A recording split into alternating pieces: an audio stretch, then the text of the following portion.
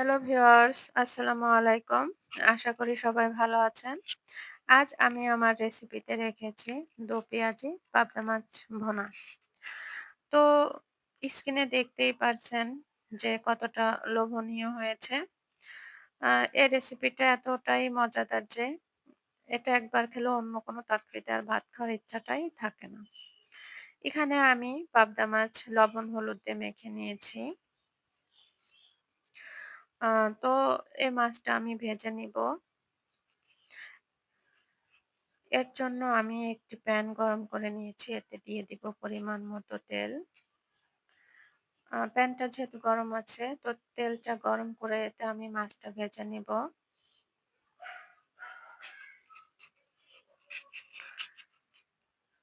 এখানে আমি এক, এক করে সবগুলো মাছ আ দিয়ে দিব। মাছটা অবশ্যই ভালো করে ভেজে নিতে হবে। আমি যেকোনো মাছ ভুনা করতে গেলে ভেজেই নিই। কারণ ভাজা মাছের ফ্লেভারটা অন্যরকম আছে। কাঁচা মাছ হিসেবে শুধু আমি ছোট মাছগুলাই কাঁচা হিসেবে ব্যবহার করি। আর সব মাছ আমি ভেজে নিই।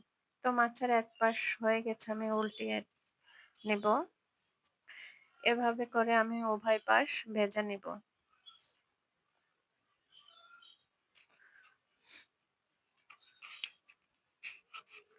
মাছটা এভাবে ভেজে নিলে হয় কি মাছের ফ্লেভারটা ভালো আসে এবং মাছটা দেখতেও সুন্দর লাগে, কালারটাও ভালো আসে।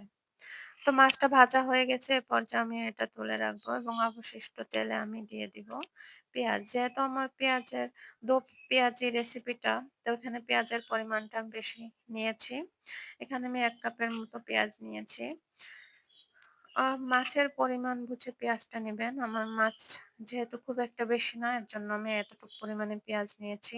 আপনাদের মাছের পরিমাণটা যদি বেশি থেকে থাকে অবশ্যই পেঁয়াজটা বাড়িয়ে নিবেন। যেহেতু এটা পেঁয়াজের রেসিপি। তো এভাবে পেঁয়াজটা ভেজে নিব। পেঁয়াজটা ফুল একেবারে ব্রাউন কালার করে নিব না। ব্রাউন কালার করার আগে যে একটা পেঁয়াজ আসে পেঁয়াজের, সেরকম একটা কালার করে নিব। এভাবে ভেজে নিব পেঁয়াজটা।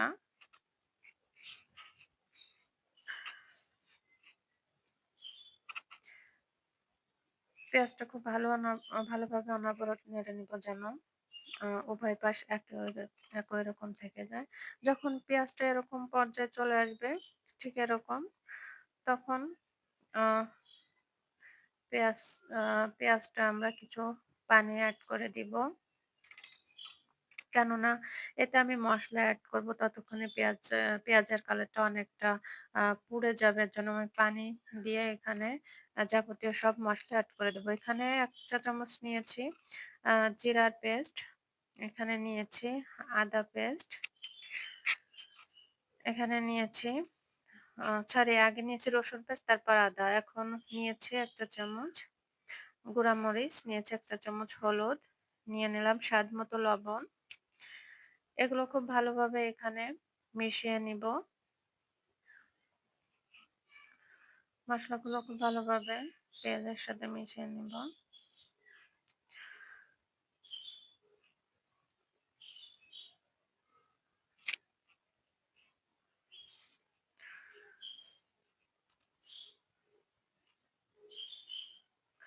মসলাটা এভাবে খুব ভালোভাবে কষিয়ে নিতে হবে। কষানো মসলা যেকোনো তরকারির স্বাদটা অনেক অংশ বাড়িয়ে দেয়।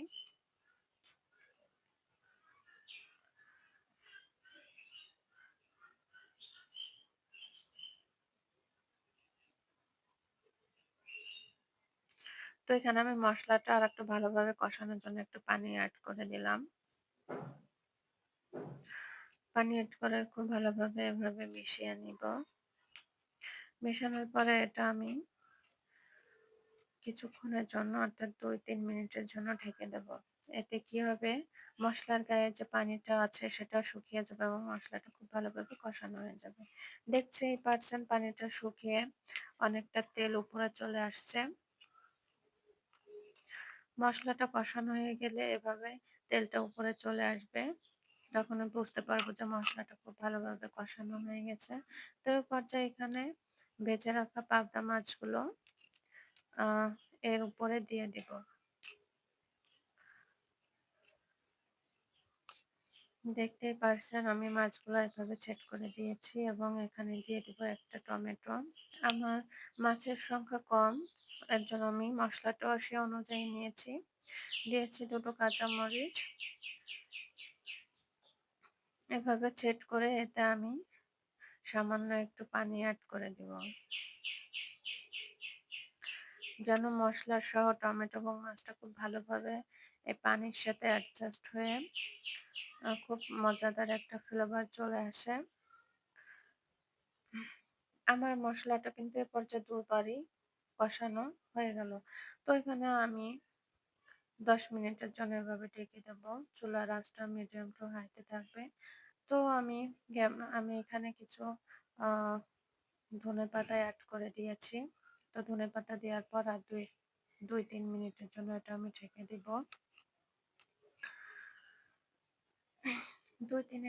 ২-৩ মিনিট পরে এভাবে আ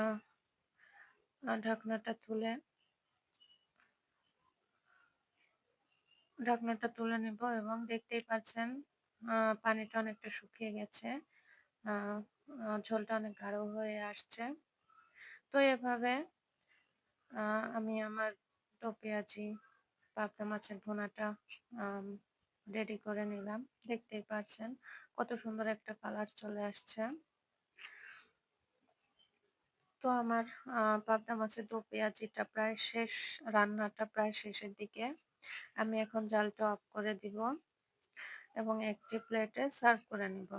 তো আমার ভিডিওটা যদি আপনাদের ভালো লেগে থাকে তাহলে অবশ্যই আমার আ ভিডিওতে লাইক, কমেন্টস করে যাবেন এবং আমার চ্যানেলটি সাবস্ক্রাইব করবেন।